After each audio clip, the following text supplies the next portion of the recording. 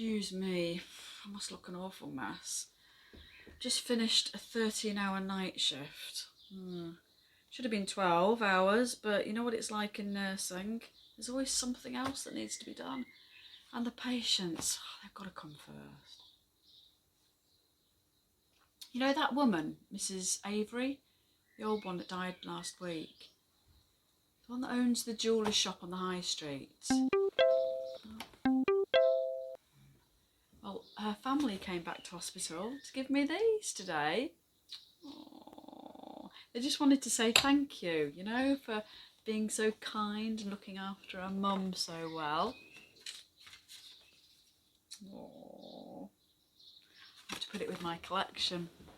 I've got quite a few now, you know. I'll stick them in my book, along with their obituaries and hospital wristbands. Oh, just so I can remember them, you know. I was with her at the end, you know, holding her hand while she died. It was a tragic but peaceful end.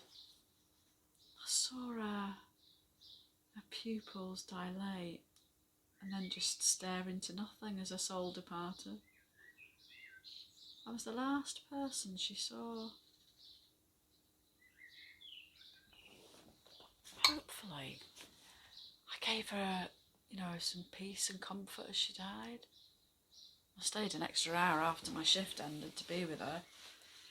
And her family, they were just so grateful that she didn't die alone. I mean, dying alone must be the worst ending. To be honest, I was just happy I could help and care for her till the end. She was such a sweet old lady, lying there in her designer jewellery. She had such a great sense of style. Oh. Do you know, that's why I like working in geriatrics. You get to meet such amazing people and they've got fascinating life stories. And do you know that Mrs. Avery, the diabetic, she'd been an actress when she was younger. She'd even met Marlon Brando once. Unfortunately today though, I got transferred to the cardiac ward. But as a nurse, you have to go where the need is greatest. So, to be honest, that's what accounts for my rather dishevelled appearance.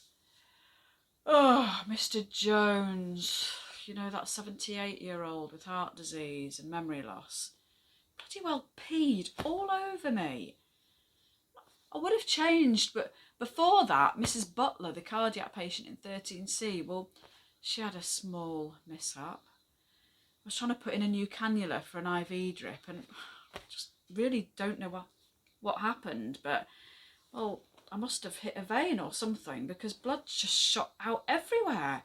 It was all up the walls, dripping down the legs of her bed and onto the floor. The sheets were covered and I looked like I worked in a bloody abattoir.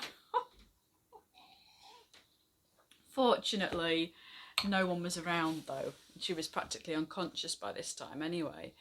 And you know what they say, if you don't chart it, it doesn't exist. So I just left the room. Anyway, to be honest, therefore, a little bit of pee was an improvement.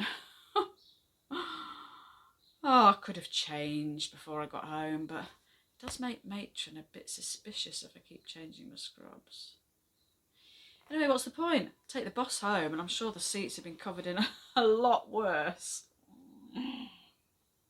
To be honest, I think matron doesn't like me. I'm sure she thinks that I'm the one that stole the opiates from the drug cabinet. I caught her watching me from her office today, like some sort of bloated, obese, molting vulture guzzling down her Starbucks in secret. She ought to watch herself, that one. Leaving her drink behind her desk like that. Anything could accidentally drop into it. That would be such a pity. Then, who would spy on the ward?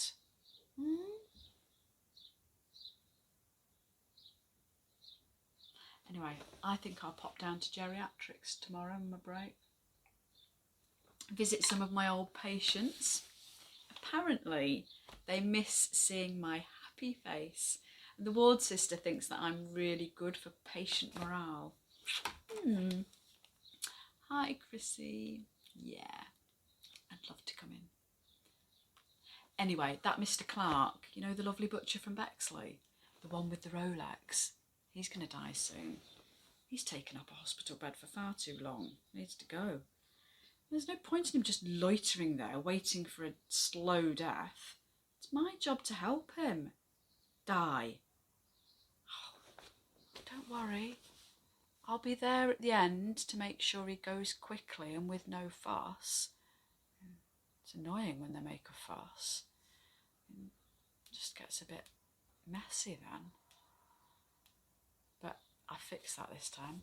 Got 100 milligrams of morphine injected into his IV drip. That'll make him nicely relaxed. I've got plenty to spare for the rest.